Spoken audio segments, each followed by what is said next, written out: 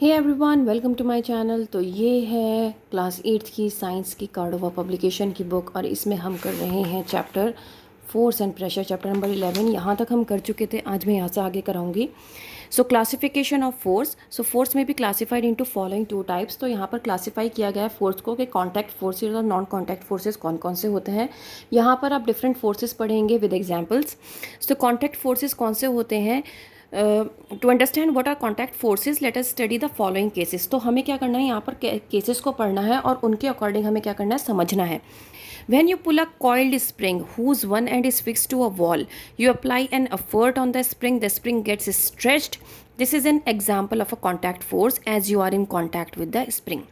देखो, बेसिक सी बात है, अगर किसी भी फोर्स से आप कांटेक्ट में आ रहे हैं, आप हाथ लगा रहे हैं, तो that means that is your contact force. अब जैसे मैंने आपको एक एग्जांपल एक बॉक्स का बताया था कि ये एक बॉक्स रखा है, मैंने इसको अपने हाथ से इसको पुश किया, तो that is your contact force. क्यों? क्योंकि मैंने इसको हाथ लगाया, इसको कांटेक्ट किया। ठीक है, कोई भी ऐसा फोर्स जिसको आप कांटेक्ट करके पुश या पुल कर रहे हो, that is your contact force. ठीक है, अगर आप किसी भी बुलक कार्ट को आप खींच रहे हो, वो भी आपका क्या है, कांटेक्ट फोर्स है। आप बॉल को किक कर रहे हो, वो भी कांटेक्ट फोर्स है।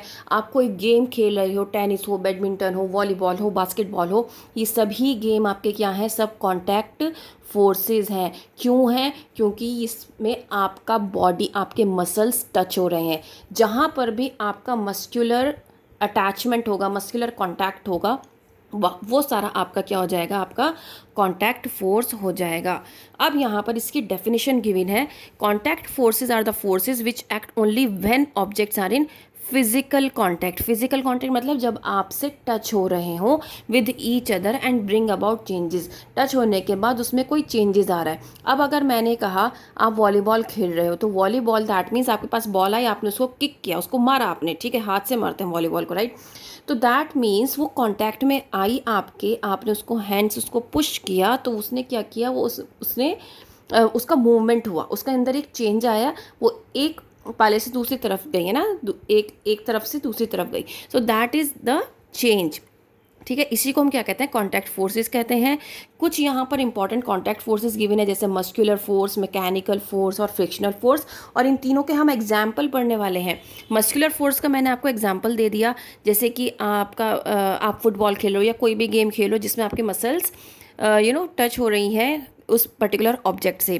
ठीक है, या फिर आप बकेट लेके जा रहे हैं, जैसे बच्चा बकेट लेके जा रहा है या बच्चा साइकिल चला रहा है, तो दैट मीन्स यहाँ पर मसल्स टच हो रहे हैं उस पर्टिकुलर ऑब्जेक्ट से, और तभी वो मोशन में आ रहा है।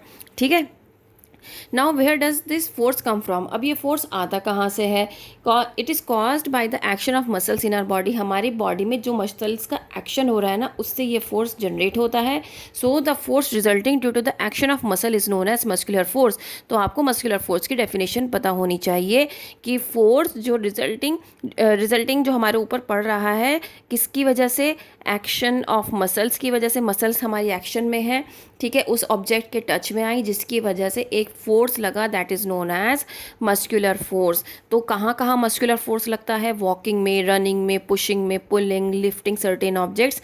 और अगर आप एनिमल्स, एलिफेंट्स और बुलक कार्ड्स जो होती हैं ना, यहाँ पर भी क्या है, आपका मस्कुलर फोर्स ही लग रहा है। ठीक है, तो ये बहुत इंपॉर्टेंट एग्जाम्पल्स हैं, क्योंकि आपसे पूछा जाता है एग्जाम्पल देकर के आप ये बताइए कि इसमें कौन सा फोर्स लग रहा है। कॉन्टैक्ट फोर्स और नॉन कॉन्टैक्ट फोर्स तो आपको बताना ही पड़ेगा, उसके साथ साथ आपको ये भी बताना पड़ेगा कि ये मस्कुलर फोर्स है, फ्रिक्शनल फोर्स है, कौन सा फोर्स है। ठीक है, तो यहाँ पर आप अलग अलग फोर्सेस पढ़ रहे हो, तो उसके एग्जाम्पल्स आपको ध्यान रखने बहुत ज़रूरी हैं। अगर आपको मीनिंग नहीं पता है, एग्जाम्पल नहीं पता है, तो आप उन क्वेश्चंस का आंसर नहीं कर पाएंगे। क्योंकि आजकल एक रूल हो गया है कि भाई आपको ऑब्जेक्टिव टाइप क्वेश्चन ज़रूर मिलते हैं, भले वो 5 नंबर के मिले, 2 नंबर के मिले या 3 नंबर के मिले। अब वो फ्री के मार्क्स होते हैं अगर आपने चैप्टर अच्छे से पढ़ा है तो। Now mechanical force. Mechanical force कौन सा होता है? The force exerted by a machine to do some work is called mechanical force. वो फोर्स जो कोई मशीन यूज़ करती है, ठीक है, मशीन लगाती है किसी काम को करने के लिए, वो मैकेनिकल फोर्स होता है। No machine can produce force on its own. कोई भी मशीन अपने आप से कोई भी फोर्स प्रोड्यूस नहीं करती है, उसके लिए एनर्जी की ज़रूरत होती है। जैसे कि a car moves only when its wheels move. Car तभी मूव करेगी जब उसके व्हील मूव करेंगे, क्योंकि force exerted by the car engine to move the wheels of the car is the mechanical force. अब भाई ये बेसिकली हमारी कार चलती कैसे है, जब तक हम उसको स्टार्ट नहीं करेंगे, इंजन पे लोड नहीं पड़ेगा, इंजन स्टार्ट नहीं होगा, तब तक हमारे कार के जो व्हील्स हैं ना वो भी स्टार्ट नहीं होंगे और हमारी कार जो है वो मूव होना स्टार्ट नहीं होगी। तो बेसिकली क्या हो रहा है, हमने क्या किया है, हमने सिर्फ और सिर्फ कार को स्टार्ट करने के लिए चाबी लगाई, इसको घुमाया, दैन इंजन ने अपना वर्क स्टार्ट किया और उसके थ्रू क्या हुआ, कार के पहिए चलने लगे, जिसकी वजह से कार का मूवमेंट स्टार्ट हो गया। अब इस कार के प्रोसेस में क्या हो रहा है, कार कौन सा एनर्जी यूज़ कर रही है, पेट्रोल डीजल क्या यूज़ कर रही है, तो वो हम इसमें बता सकते हैं। यहाँ तक कि आपकी जो सीएनजी गैस होती है वो भी आज के टाइम में ये आपकी फ्यूल ही है, ठीक है। तो इस तरीके से वो क्या करिए, मैकेनिकल फोर्स लग रहा है। Now sail boats use the energy of wind to produce mechanical force which propels the boat. तो यहाँ पर सेल बोट्स जो होती हैं वो किसके थ्रू जाती हैं, किसके थ्रू फ्लोट करती हैं वाटर पर, विंड का जो बहाव होता है, मतलब किस तरफ से हवा चल रही है उसी तरफ बोट ज़्यादा मूव करती है ना, ये तो आपको पता होना चाहिए। तो यहाँ पर मैकेनिकल फोर्स लग रहा है, लेकिन एनर्जी क्या है, यहाँ पर विंड है, ठीक है। Wind mill also uses the energy of wind to produce mechanical force. Wind mill भी कौन करता है, विंड एनर्जी यूज़ करते हैं, जो कि ब्लेड्स को रोटेट करने में काम आती है, और जब ब्लेड्स रोटेट होते हैं तो क्या होता है, जिसकी वजह से इलेक्ट्रिसिटी जनरेट होती है ना, समझ में आया। देन आता है हमारा फ्रिक्शनल फोर्स। अब फ्रिक्शनल फोर्स कौन सा होता है, a ball rolling along the ground gradually slows down and finally comes to rest. अब एक आपने बॉल को फेंका, ठीक है, किसी ने बॉल को फेंका और वो आना स्टार्ट करेगी, यहाँ से चल रही है, लेकिन एक टाइम बाद उसकी जो स्पीड है वो बहुत स्लो डाउन हो जाएगी और एक टाइम बाद वो बिल्कुल रेस्ट पे आ जाएगी। रेस्ट पे मतलब वो बिल्कुल रुक जाएगी, ठीक है।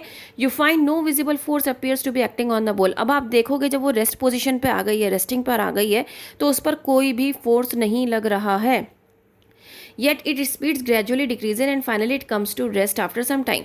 अब यहाँ पर आपको समझने वाली बात है, अगर ये समझो, अगर ये बॉल है और मैं इसको ऐसे करके फेंक रही हूँ, ठीक है, ऐसे करके फेंक रही हूँ, मैंने एक ही बार तो इसको पुश किया ना, एक ही बार तो पुश किया, बाद में तो ये खुद मूव कर रहा है, यहाँ तक गया, यहाँ से वापस आया, तो दैट मीन्स यहाँ पर मैंने कोई भी फोर्स इसको नहीं लगाया था नीचे लाने के लिए, लेकिन एक टाइम बाद ये खुद ही क्या हो गया, एक रेस्टिंग पोजिशन पर आ गई। So that is your frictional force, ठीक है। जब कोई भी बॉडी मूवमेंट में हो, जैसे मूवमेंट में थी, फिर उसके बाद एक रेस्टिंग पोजीशन पे आया, तो यहाँ पर क्या हो गया, ये फ्रिक्शनल फोर्स है। यहाँ पर मैंने कोई भी एक्सटर्नल फोर्स उस पर अप्लाई नहीं किया। कब नहीं किया, उसको रोकने के लिए या बीच में। मैंने कब अप्लाई किया, जब मैं इसको स्टार्ट कर रही हूँ, ठीक है। अब यहाँ पर मैंने स्टार्ट किया, यहाँ पर जाकर रुक गई, क्योंकि मैंने जो फोर्स लगाया था वो कम लगाया था। अब अगर मैं थोड़ा सा तेज़ फोर्स लगाऊंगी, देखो ये वहाँ जाकर रुकी, तो दैट मीन्स हमारे फोर्स पर डिपेंड करता है कि हम कितना ज़्यादा उस पर प्रेशर लगा रहे हैं, कितना ज़्यादा फोर्स लगा रहे हैं, ठीक है। और जब ये कहीं भी जाकर हमारी बॉल रुक रही है, दैट मीन्स हमने उस बीच में उस पर कोई भी फोर्स नहीं लगाया, जो स्टार्टिंग में लगाया था वही था। So that is your frictional force. जब उस किसी भी फोर्स में जब कोई चेंज आए उसके स्टेट ऑफ मोशन में, उसी को हम फ्रिक्शनल फोर्स कहते हैं, ठीक है। What causes the change in the state of motion of the ball? Is there any force acting on the ball to slow it down that gradually stops it? In which direction must this force be acting? This is the force of attraction. The force of friction acting between the surface of the ball and the ground that opposes the motion of the ball brings the moving ball to rest. अब ये basically friction कहाँ लग रहा था ball में? Ball और ground पर लग रहा था फ्रिक्शन, जिसकी वजह से बॉल मूव करती रही, फिर थोड़ी देर बाद जाकर वो रेस्ट पर आ गई। अब अगर मैं यहाँ पर इसका एग्जांपल लूँ, तो यहाँ पर किस दो ऑब्जेक्ट के बीच में फ्रिक्शनल फोर्स लग रहा है, एक तो इस बॉक्स के बीच में और एक इस बुक के बीच में। तो यहाँ पर जो फ्रिक्शन लग रहा है इन दो चीज़ों के बीच में लग रहा है, इसी वजह से वो एक टाइम तक चली, फिर यहाँ पर रुक गई आकर। आया समझ में? तो यही एग्जाम्पल आपका बॉल का है। बॉल कहाँ पर थी, फ्लोर पर थी, ग्राउंड पर थी, तो फ्लोर और ग्राउंड के बीच में क्या लग रहा था, एक फोर्स ऑफ फ्रिक्शन लग रहा था, जिसकी वजह से वो मूवमेंट में थी, ग्रेजुअली डिक्रीज होता गया मूवमेंट, मोशन उसका डिक्रीज होता गया, और एक टाइम ऐसा आया कि वो रेस्ट पोजीशन पर आ गई। The force acting along the two surfaces in contact which opposes the motion of one object over the other is called the force of friction. ये मैंने आपको सारा समझा दिया है. एक बात का याद रखना है, जितने भी ये डार्क उसमें आपको बोल्ड लेटर्स में दिख रहे हैं इन सबको याद कर लेना, डेफिनेशंस हैं. ठीक है. This force of friction is due to roughness of the surface of the in contact them. Okay तो ये रफनेस की वजह से भी हो सकता है, कई बार स्मूथनेस की वजह से भी आपका फोर्स ऑफ फ्रिक्शन ज़्यादा हो जाता है. ठीक है. अब हम पढ़ेंगे नॉन कॉन्टैक्ट फोर्सेज. अभी तक हमने जितने भी पढ़े हैं वो कॉन्टैक्ट फोर्सेज पढ़े हैं. कॉन्टैक्ट फोर्सेज में हमने 3 तरह के फोर्सेज पढ़े हैं.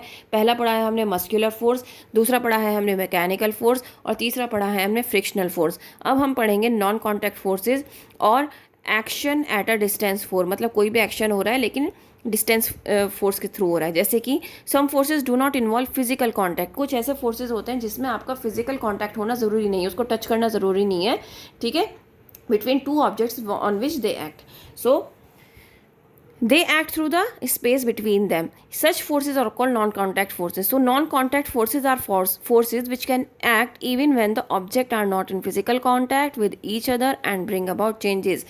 So वो forces ज़रूरी नहीं है कि आपका कांटेक्ट होना ज़रूरी है तभी कोई चीज़ मोशन में आए, लेकिन अगर कोई चीज़ मोशन में आ रही है विदाउट एनी कांटेक्ट और उसमें चेंज आ रहा है तो that is your non contact force. अब यहाँ पर नॉन कॉन्टैक्ट फोर्स 3 तरीके के हैं, मैग्नेटिक, इलेक्ट्रोस्टैटिक और ग्रेविटेशनल. ठीक है.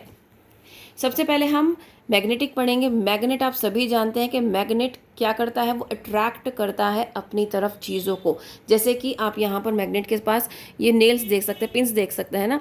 ये पिंस क्या कर रहा है, ये अपनी तरफ अट्रैक्ट कर रहा है. ठीक है. When you bring a magnet near iron clips, basically iron clips, तो क्या करेगा ये अपनी और आयरन क्लिप्स को ओरिजिनल पोजीशन से उसको खींच लेगा. इसने कोई कुछ भी मूवमेंट नहीं किया, लेकिन अगर इसके आसपास आपने आयरन क्लिप्स डाल दिए तो ये इसको अट्रैक्ट कर लेगा. ठीक है. जिसकी वजह से क्या होगा, ये मैग्नेटिक फोर्स क्रिएट कर रहा है वहाँ पर, जिसकी वजह से क्या हुआ कि आयरन क्लिप्स खुद से आकर उससे अटैच हो गई. ठीक है. तो ये नॉन कॉन्टैक्ट फोर्स का एक एग्जाम्पल है. Then electrostatic force. Electrostatic force ये हम बचपन से करते हैं ये वाली एक्टिविटी, कि हमारे सर में अगर तेल लगा हुआ है तो हम कोम को रब करते हैं और हमने छोटे छोटे बिट्स ऑफ पेपर हमने क्या किया, टुकड़ों को फाड़ कर टेबल पे डाल दिया. ठीक है. फिर हमने कोम को लिया, कोम को अपने सर पे जल्दी जल्दी से रगड़ा. ठीक है. इसको फिर क्या होगा, उसके बाद हम उसको टच करने की कोशिश करेंगे. टच नहीं करना है, मतलब दूर से ही हम उसको अट्रैक्ट करने की कोशिश करेंगे कि भाई अगर मेरा ये कोम्ब है और यहाँ पर मेरे बिट्स ऑफ पेपर पड़े हैं, ठीक है, तो मैं फिर क्या करूँगी, उसको ऐसे करूँगी तो आप देखेंगे कि वो जो बिट्स ऑफ पेपर है ना वो खुद से अट्रैक्ट हो रहे हैं कोम्ब की तरफ. तो ये जो अट्रैक्शन है ना, that is also your non contact force. ये एक्टिविटी आप घर में करके देख सकते हैं, क्योंकि आपके मम्मी ने भी आपके पापा ने भी अपने टाइम में ज़रूर किया होगा. ये बहुत पुराना एक्टिविटी है. ठीक है. So the force exerted by a charge object on another charge और uncharge object is known as electrostatic force. तो कोई भी फोर्स किसी भी ऑब्जेक्ट पर, किसी भी चार्ज्ड ऑब्जेक्ट पर लग रहा है. अब चार्ज्ड ऑब्जेक्ट यहाँ पे कौन है, क्योंकि मैंने कोम्ब को रब किया था अपने हेयर से, तो चार्ज्ड कौन था, कोम्ब था. नॉन चार्ज्ड ऑब्जेक्ट कौन सा था, बिट्स ऑफ पेपर. ठीक है. तो यहाँ पर क्या हुआ, किसी भी चार्ज्ड ऑब्जेक्ट को आप चार्ज्ड या नॉन चार्ज्ड ऑब्जेक्ट के पास लेकर आओगे तो वो क्या हो जाएगा, इलेक्ट्रोस्टैटिक फोर्स हो जाएगा, अगर उसमें मोशन क्रिएट हो रहा है. ठीक है. तो यहाँ पर एक एक्टिविटी दी हुई है नॉन कॉन्टैक्ट फोर्स की, ये आप करके देख सकते हैं. देन यहाँ पर आता है ग्रेविटेशनल फोर्स. ठीक है. ग्रेविटेशनल फोर्स कौन सा होता है, every object in this universe attracts every other object. जैसे कि हम जानते हैं पेड़ से अगर एप्पल गिरेगा तो वो नीचे ही गिरेगा, ऊपर की तरफ नहीं जाएगा. हम अगर खड़े होंगे तो हवा में नहीं खड़े होंगे, हम ज़मीन पर ही खड़े होंगे. तो ये क्या है, आपका ग्रेविटेशनल फोर्स है.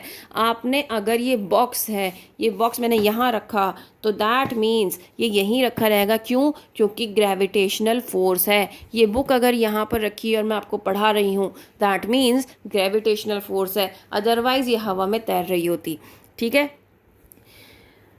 The force with which two objects attract each other is called force of gravitation. The force of gravitation acts even when the two objects are not connected by any means. Gravitational force exists everywhere in the universe. For example, a force exists between your pen and the book, between your book and the table, between you and the tree. This force is force of gravitation. तो अब आप समझ गए होंगे, जो मैंने समझाया है वही इन्होंने यहाँ पर लिखा हुआ है. नाउ अब इन्होंने एक एग्जांपल दिया है कि अगर आप मून की सरफेस पर है तो आपका जो ग्रेविटेशनल फोर्स होगा वो कितना होगा। आपको पता होना चाहिए कि मून पे पहुंचने के बाद आपका ग्रेविटेशन वहाँ पर 1/6 रह जाता है। ठीक है, अच्छा यहाँ पर लिखा हुआ भी है ग्रेविटी वहाँ पे 1/6 है अर्थ की ग्रेविटी से। ठीक है, सो इसी वजह से मास ऑफ द मून जो है वो लेस है अर्थ से। ठीक है, अब आपको समझ में आया है, ये बहुत इंपॉर्टेंट क्वेश्चन है, ये आपको पता होना ज़रूरी है। ठीक है, when we throw an object upward, जब भी हम कोई भी चीज़ बॉल या कोई भी कुछ भी ऊपर की तरफ डालते हैं ना तो वो वापस नीचे की तरफ ही आता है। आपने सोचा है क्यों आता है? यस, क्योंकि नीचे की तरफ क्या है? Gravitational pull. ग्रेविटेशनल पुल की वजह से, ग्रेविटेशनल फोर्स की वजह से वो ऑब्जेक्ट को अपनी तरफ अट्रैक्ट करती है, अर्थ अपनी तरफ अट्रैक्ट करती है, जिसकी वजह से वो बॉल जो है वो नीचे की तरफ ही आती है। तो इसी को हम कहते हैं फोर्स ऑफ ग्रेविटी। ठीक है, इतना आपको समझ में आया होगा उम्मीद करती हूँ। ठीक है, अब इसके बाद हम प्रेशर से नेक्स्ट वीडियो में करेंगे। ठीक है, उम्मीद करती हूँ इतना समझ में आया होगा। If yes please like share and subscribe. That's all, thank you.